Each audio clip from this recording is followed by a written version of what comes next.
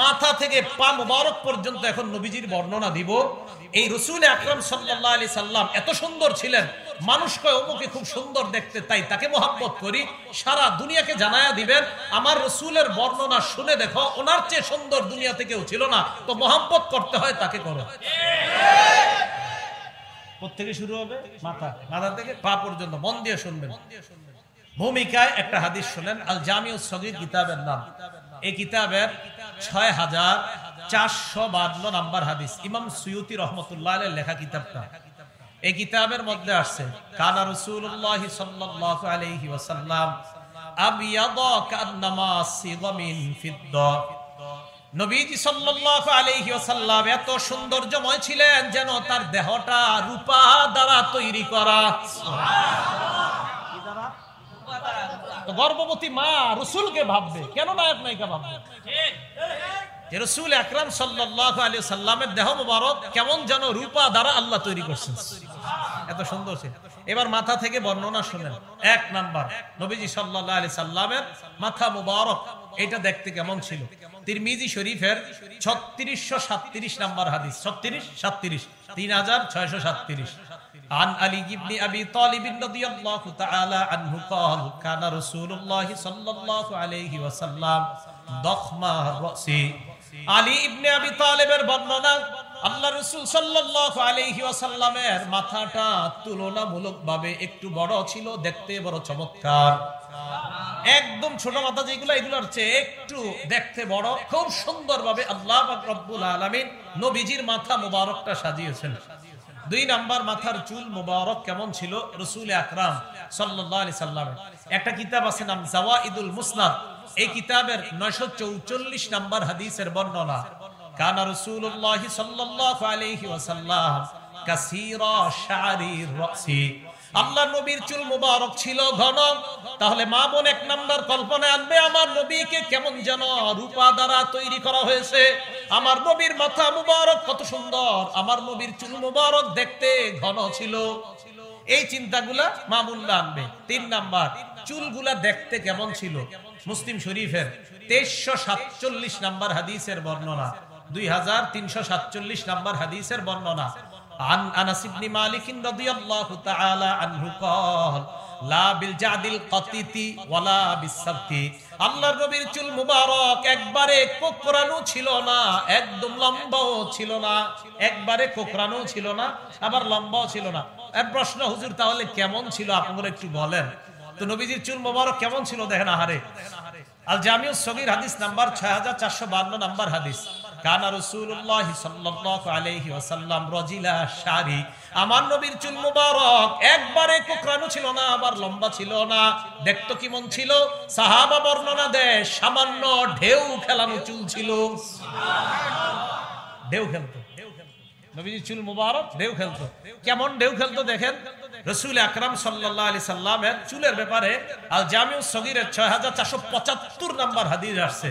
In আকিকাতুহু, নবীজির চুল মুবারকের অবস্থা ছিল এমন, আল্লাহর নবীর সামনের চুল মুবারক গুলা যদি শীতি কাটতো, কি কাটতো? শীতি। এগুলা যদি শীতি কাটতো নিজের থেকে, ইন কানাত আকিকাতুহু, নবীজির চুল মুবারক গুলো যদি শীতি কাটতো, ইনিন ফারাকাত আকিকাতুহু, চুল যদি এমনি শীতি কাটতো, ফারাকাত, তাহলে নবী খুব সুন্দরভাবে শীতি কাটতেন। ওয়া ইল্লা ফালা, অন্যথায় শীতি কাটতেন না। তাহলে একবারে কোকড়ানো ছিল না, একবারে লম্বা ছিল না, ঈষৎ ঢেউ খেলানো ছিল, হালকা ঢেউ খেলতো চুলগুলা। চুল যদি অনায়াসে শীতি আসতো, আল্লাহর নবীর শীতি মুবারকটা এত সুন্দর করে হইতো যে অটোমেটিক আমার নবীর চুল মুবারক এমন ভাবে শীতি হয়ে যেত, দেখতে মনে হতো একজন সুদর্শন পুরুষকে আল্লাহ কিভাবে বানিয়েছে। মানুষ কাকে ফলো করে আমি বুঝি না। তাহলে রাসূল আকরাম সাল্লাল্লাহু আলাইহি সাল্লামের চুল মুবারক এমনি শীতি হয়ে যেত। সামনের চুল আর সামনের দাড়ি কয়েকটা সাদা হয়ে গেছিল। ইন্তেকালের আগ পর্যন্ত প্রায় 17-18টার মতো দাড়ি সাদা, শাড়ি আর চুল সাদা হয়ে গেছিল। মুসলিম শরীফের 2344 নাম্বার হাদিসের বর্ণনা। সামনের চুল আর দাড়ি কয়েকটা সাদা হয়ে গেছে। দেখেন কি কয়, কানা ইজাদ দাহানা, নবী যদি চুল এবং দাড়ির মধ্যে তেল লাগাইতেন, লাম ইয়াত্তাবায়ান, তাহলে ওই সাদা চুলগুলা দেখা যাইতো না। তেল লাগায় রাখলে এই সাদা কয়েকটা দেখা যাইতো না।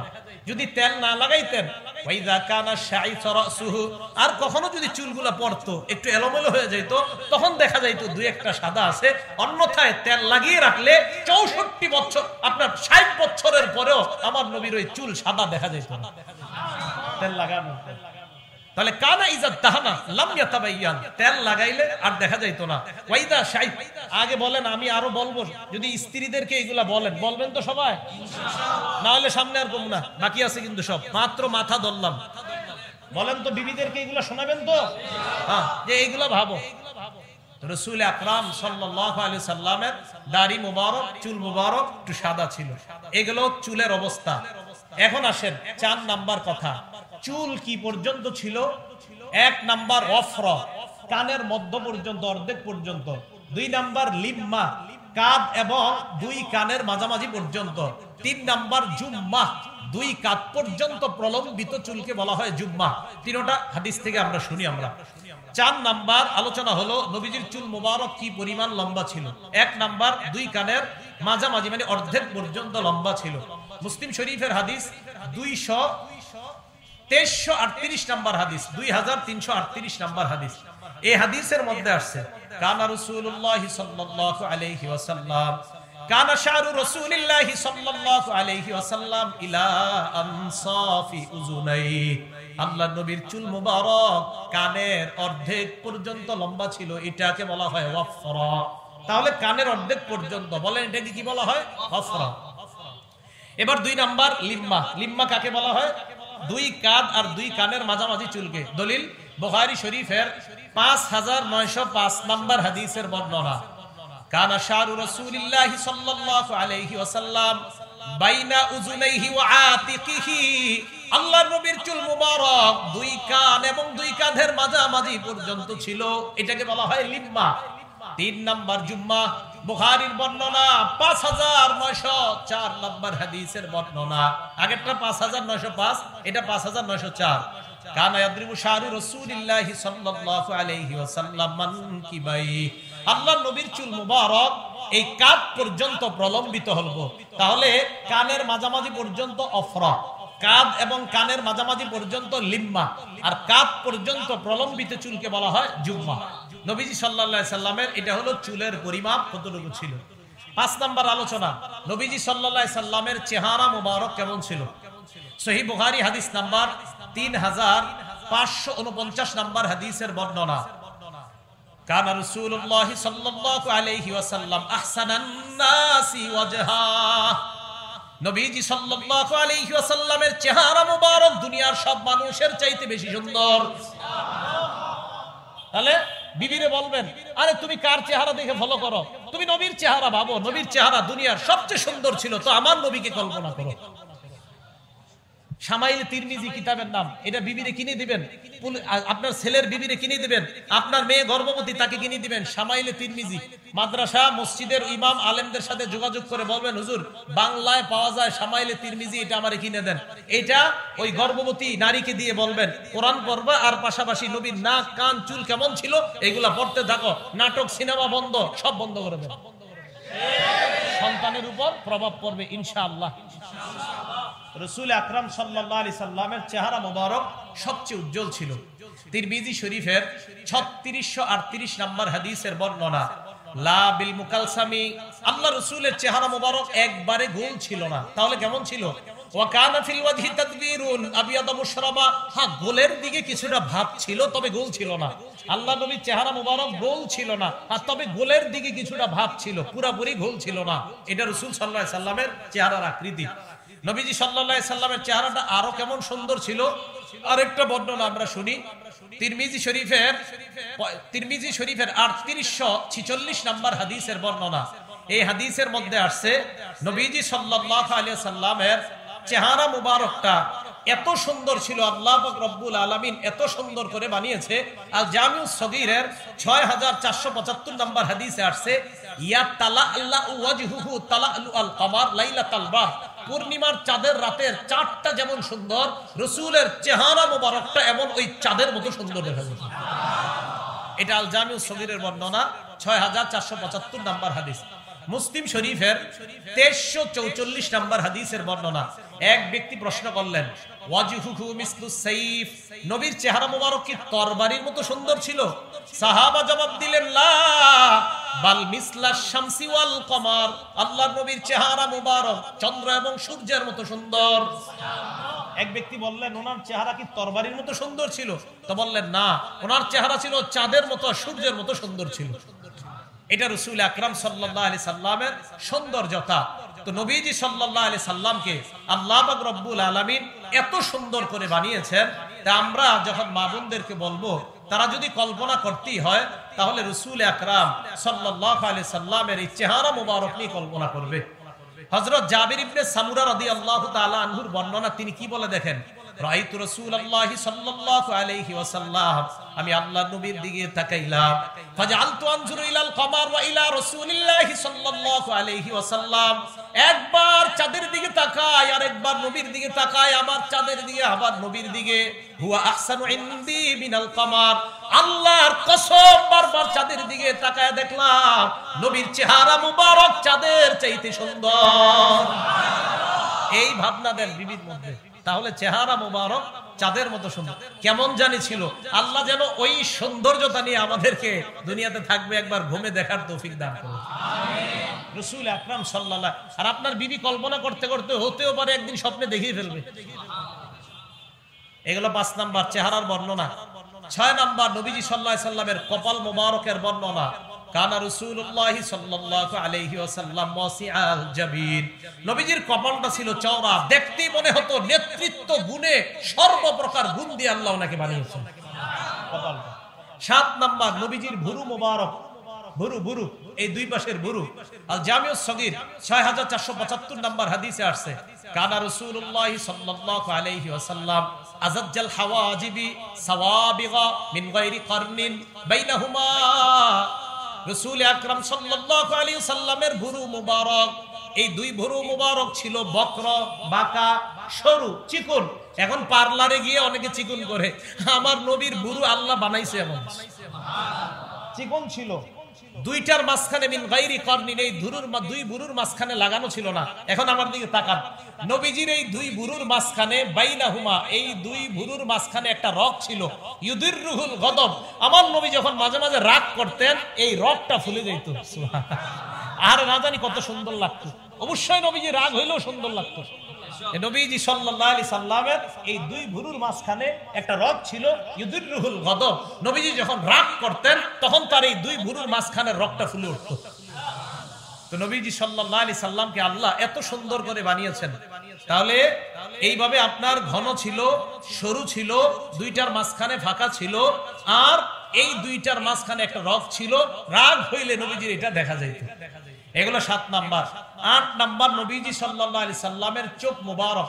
সহিহুল আদাবিল মুফরাদ কিতাবের নাম, এই কিতাবের 988 নাম্বার হাদিস। এই হাদিসের মধ্যে আছে, কানা রাসূলুল্লাহি সাল্লাল্লাহু আলাইহি ওয়াসাল্লাম আজিমাল আইনাইন, জান্নাতের মধ্যে হুর যারা থাকবে তাদের চক্ষুগুলা হবে ডাগর ডাগর চোখ। আমার নবীকে দুনিয়াতে আল্লাহ ডাগর ডাগর চোখ বিশিষ্ট বানিয়েছেন, সুবহানাল্লাহ, চোখ বিশিষ্ট বানিয়েছেন। তিরমিজি শরীফের হাদিস 3638 নাম্বার হাদিসের বর্ণনা। এই হাদিসের মধ্যে আসছে, আদাজাল আইনাইন, নবীজির চোখের ভিতরের মণিটা ছিল কালো। তিরমিজি শরীফের 3846 নাম্বার হাদিসের বর্ণনা, আশকালাল আইনাইন, নবীজির চোখের এই কিনারা দিয়ে দেখলেই, যেই কেউ দেখলেই নবীজিকে মায়া করতে বাধ্য। চোখগুলো আল্লাহ এত মায়াবী বানাইছেন। আশকালাল আইনাইন, আশকালাল আইনাইন, চোখ ছিল বড়, দেখতে বড় চমৎকার, একটু লালিমা লালিমা ভাব ছিল, যেই কারো দিকে তাকাইলে কারে মানুষ ফলো করে আমি বুঝি না, আমার নবীর চোখ মুবারক আল্লাহ বানাইছে এত সুন্দর করে। আর কেমন বানাইছে? হযরত জাবির ইবনে সামুরা রাদিয়াল্লাহু তাআলা আনহু কি বলে দেখেন, আমি তো অবাক হয়ে গেছি এই হাদিস যখন পড়লাম। তিরমিজি শরীফের একটা হাদিস আছে, ইয়াদখুলু আহলুল জান্নাতিল জান্নাতা জুরদান মুরদান মুকাহহালিনা, জান্নাতীরা যখন জান্নাতে যাবে তখন তাদের চোখগুলোর দিকে তাকাইলে দেখা যাবে আল্লাহ প্রদত্ত সুরমা মনে হয় তাদের চোখে লাগায় দেওয়া হয়েছে। দুনিয়াতে না জান্নাতে যাওয়ার সময়। এবার আমার নবী দুনিয়াতে কেমন ছিল দেখেন। জাবির ইবনে সামুরা বলেন, তিরমিজি শরীফের 3845 নাম্বার হাদিস, তিনি বলেন, রাআইতু রাসূলুল্লাহি সাল্লাল্লাহু আলাইহি ওয়াসাল্লাম, আল্লাহর নবীর দিকে আমি তাকাইলাম, তাকানোর পর মনে মনে বলতাম আকাহালা, নবীজি মনে হয় চোখের মধ্যে সুরমা লাগিয়েছেন। ভালো করে তাকায়া দেখলাম লাইসা বিআখালা, সুরমা লাগায় নাই, বরং আল্লাহ চোখগুলাই এমন বানায়া দিছে। আমার দেখলে মনে হয়তো সুরমা লাগাইছে, আসলে সুরমা লাগায় নাই, আল্লাহ বানাইছে এমন। তো রাসূল আকরাম সাল্লাল্লাহু আলাইহি সাল্লামের চোখ মুবারক এত সুন্দর ছিল। এরপরে আসেন 9 নাম্বার আলোচনা, নবীজি সাল্লাল্লাহু আলাইহি সাল্লামের নাক মুবারক, নাকের দিকে তাকান। নবীজির নাক কেমন ছিল? হাদিসের মধ্যে আছে আকনাল ইরনাইন, নবীজির নাকটা আমাদের চাইতে তুলনামূলক এই জায়গা একটু উঁচু ছিল। লাহু নূরুন, এই জায়গায় তাকাইলে মনে হতো একটা নূর ইয়ালুহু, এখান থেকে নূর বের হচ্ছে। সুবহানাল্লাহ, এত সুন্দর করে আল্লাহ নবীজিকে বানিয়েছেন। 10 নাম্বার দাঁত মুবারক, হাদিসে আসছে মুফাল্লাজাল আসনান, বর্তমানে দাঁত ফাঁকা করার জন্য কত কিছু করা হয়। আল্লাহ নবীকে আল্লাহ রব্বুল আলামিন এমনিতেই দাঁতগুলা হালকা হালকা ফাঁকা রেখে যেন কোন শিল্পের শিল্প দ্বারা আমার নবীর দাঁতগুলা আল্লাহ বসিয়ে দিয়েছেন। 11 নাম্বার নবীর থুতু মুবারক। কি মুবারক? হ্যাঁ, থুতু। স্বপ্নে যদি মুখে একটু দিয়ে দেয় কাজ হয়ে গেছে। তো রাসূল আকরাম সাল্লাল্লাহু আলাইহি সাল্লামের থুতু মুবারক কেমন ছিল? বুখারী শরীফের একটা বর্ণনা শুনেন, 4210 নাম্বার হাদিস। রাসূল আকরাম সাল্লাল্লাহু আলাইহি সাল্লামের সাহাবা সাহাল ইবনে সাদ রাদিয়াল্লাহু তাআলা আনহু বর্ণনা, তিনি বলেন খায়বারের যুদ্ধে আমাদের বিজয় হচ্ছে না। তো রাসূল আকরাম সাল্লাল্লাহু আলাইহি সাল্লাম বললেন, খায়বারের যুদ্ধের দিন নবীজি বললেন আগামীকাল লা উতিয়ান্না রায়াতা গাদান রাজুলান, আগামীকাল এমন এক ব্যক্তির হাতে পতাকা দিব, ইয়াফতাহুল্লাহু আলা ইয়াদাইহি, যার হাতে আমি আশাবাদী আল্লাহ খায়বারের বিজয় দান করবেন। ইউহিব্বুল্লাহ ওয়া রাসূলা ওয়া ইউহিব্বুহুল্লাহু ওয়া রাসূলুহু, যেই ব্যক্তি আল্লাহ আর আল্লাহর রাসূলকে ভালোবাসে আর আল্লাহ এবং তার নবীও তাকে ভালোবাসে। এখন দেখেন, আমি আপনি আল্লাহ তাআলা নবীর সাহাবারা এই কথা শোনার পর আমাদের মাদ্রাসার উস্তাদরা যখন কিছু বলে আগামীকাল তোদের মধ্য থেকে একজনকে এই করা হবে, ভালো একটা সুসংবাদ দিছে, তখন সবার রাত্রে ঘুমাবে না, আরে না জানি আমি, প্রত্যেকের এরকম একটা মনোভাব থাকবে। তো নবীর সাহাবারা ফাবাতু ইয়াদুকুনা লাইলাতাহুম, রাতের বেলা এই চিন্তায় কাটায়া দিছে, আইয়ুহুম ইউতাহা, তারা এই চিন্তা করতে করতে রাতটা কাটায়া দিছে, না জানি কালকে আমাকেই দেয়, না জানি পতাকাটা আমাকেই দেয়, তো প্রত্যেকের আশা আমাকেই দিবে। ফালাম্মা গাদাও, যখন সকাল হয়েছে, আসবাহু ফালাম্মা আসবাহু গাদাও আলা রাসূলিল্লাহি সাল্লাল্লাহু আলাইহি ওয়াসাল্লাম, সকাল হওয়ার পর তারা সবাই আল্লাহ নবীর কাছে আসলেন। আসার পর নবীর আশেপাশে ঘুরে আর সবার চিন্তা আমারই দিবে, চোখের মধ্যে সমস্যা হয়েছে। নবীজি বলেন তাড়াতাড়ি ডাকো। হযরতে আলী আসলেন, আসার পর বললেন আলী কেন আসো নাই? হযরত আলী বলেন হুজুর চোখে সমস্যা। নবীজি কই সমস্যা? চোখে। কখনো চোখ খুলছে। ফাবাসাকা রাসূলুল্লাহি ফি আইনাই, আল্লাহর নবী হযরত আলীর দুই চোখে থুতু দিয়ে দিয়েছে। হযরত আলী বলেন সাথে সাথে আমার অবস্থা এমন যেন আমার জীবনেও চোখে সমস্যা ছিল না। বরকত আসেনি থুতুতে? স্বপ্নে যদি একটু পায়া যান কাজ হয়ে যাবে। 12 নাম্বার 11 নাম্বার থুতু মুবারক, 11 নাম্বার থুতু মুবারক। 12 নাম্বার রাসূল আকরাম সাল্লাল্লাহু আলাইহি ওয়াসাল্লামের ফু ফু ফু, মুখ দিয়ে ফু দেয় না, ফু। নবীজির এক সাহাবা নাম সালামা রাদিয়াল্লাহু তাআলা আনহু, এই সালামা রাদিয়াল্লাহু তাআলা আনহুর ব্যাপারে আসছে আবু দাউদ শরীফের বর্ণনা 3894 নাম্বার হাদিস। এখানে আসছে হযরত সালামা রাদিয়াল্লাহু তাআলা আঘাতপ্রাপ্ত হয়েছে। তা এক সাহাবা তার নাম ইয়াজিদ ইবনে উবাইদুল্লাহ, তিনি বলেন আমি দেখলাম হযরত সালামার পায়ের মধ্যে আঘাতের চিহ্ন। আমি বললাম কি ব্যাপার, তোমার পায়ে কি হয়েছে? ভাই যুদ্ধের ময়দানে পায়ে একটু আঘাত পাইছি। কয় তাই নাকি? হ্যাঁ। নবীজির কাছে বলা হলো ইয়া রাসূলুল্লাহ, আপনার সাহাবা সালামার পায়ের মধ্যে আঘাত হয়েছে। নবীজির কাছে সাহাবা সালামাকে নিয়ে যাওয়া হয়। হযরত সালামা বলেন ফানাফাসা ফিয়া সালাসা নাফাসাত, নবী আমার পায়ের আঘাতের জায়গায় 3টা ফু দিলেন। কয়টা ফু দিলেন? 3টা ফু দেওয়ার পর আমার মনে হলো আমি জীবনেও পায়ের মধ্যে কখনো আঘাত পাই না। নবীজির ফু।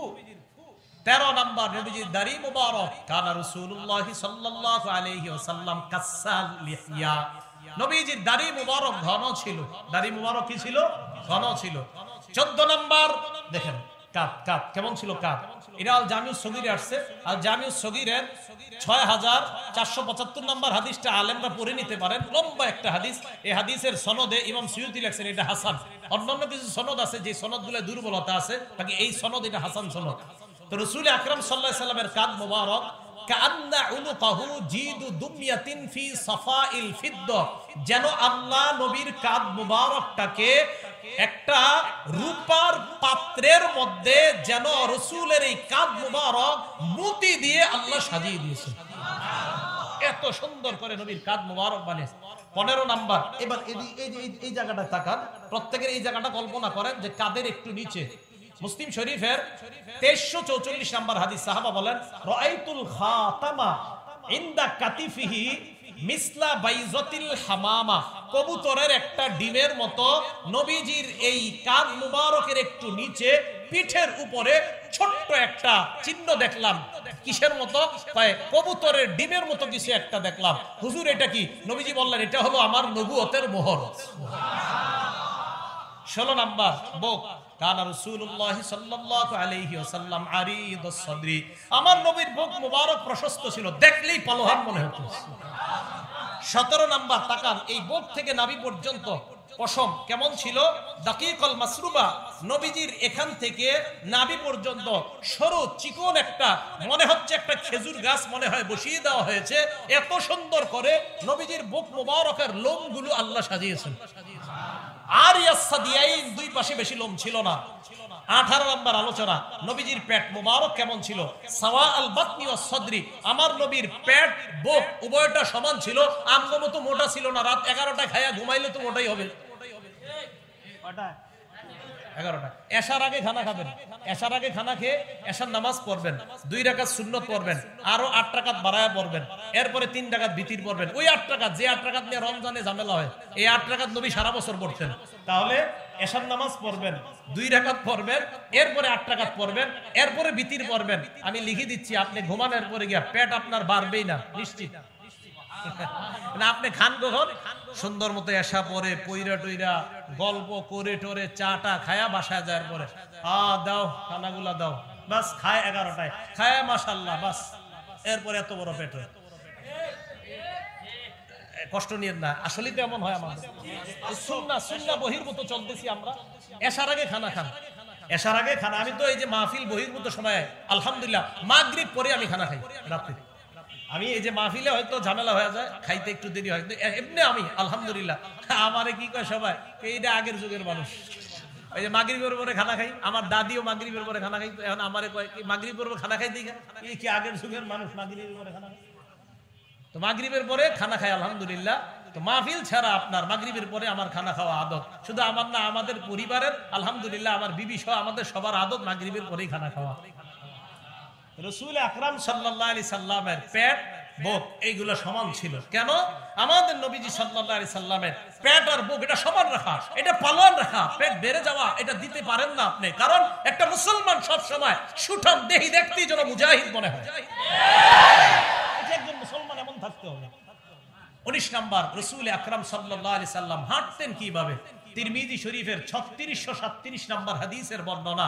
আলী ইবনে আবি তালেব রাদিয়াল্লাহু তাআলা আনহু বলেন, বাস এই কথা বলে শেষ করে দিচ্ছি। দেখেন একবারে বর্ণনা দেয়, লাম ইয়াকুন রাসূলুল্লাহ বিতাওয়িলিল বাইন, নবীজি সাল্লাল্লাহু আলাইহি সাল্লাম একবারে গাছের মতো লম্বা ছিল না, ওয়ালা বিল কাসিরি, একবারে খাটো ছিল না। কয় কেমন ছিল? কয় শাসমুল কাফাইনি ওয়াল কদামাইন, হাতগুলা আর পাগুলা ছিল মাংসালু। আমার একটু ধরেন তো, এই দেখেন, কেউ যখন নবীজিকে ধরতো তখন তার হাত মুবারক একদম নরম ছিল, আর যখন তরবারি ধরতেন তখন ওনার চেয়ে এরকম শক্তিশালী আর কারো হাত ছিল না।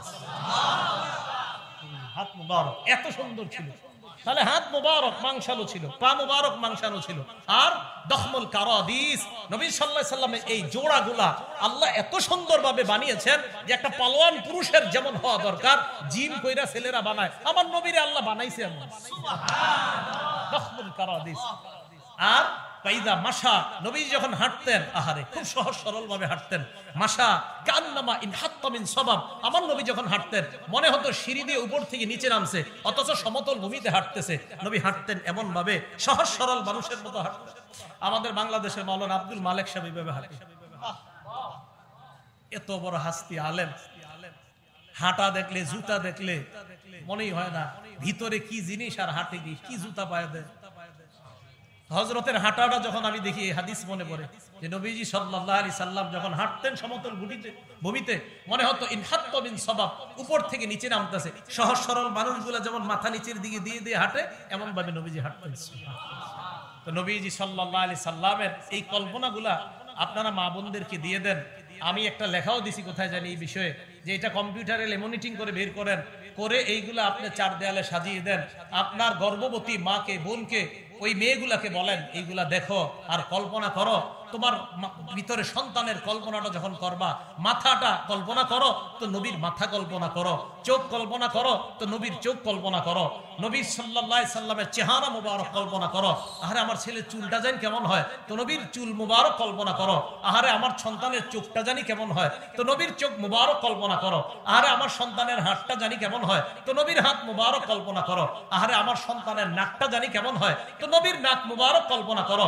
আমার সন্তানের পাগুলা জানি কেমন হয়, তো নবীর পা মুবারক কল্পনা করো। আমার সন্তানের বুকটা জানি কেমন হয়, তো নবীর বুক মুবারক কল্পনা করো। লিকুল্লি শাইইন আসার, প্রত্যেকটা জিনিসের একটা ক্রিয়া প্রতিক্রিয়া আছে। চিন্তা যদি খারাপ হয় সন্তানের উপর খারাপ প্রভাব পড়ে, চিন্তা যদি সুন্দর হয় সন্তানের উপর অবশ্যই সুন্দর প্রভাব পড়বে।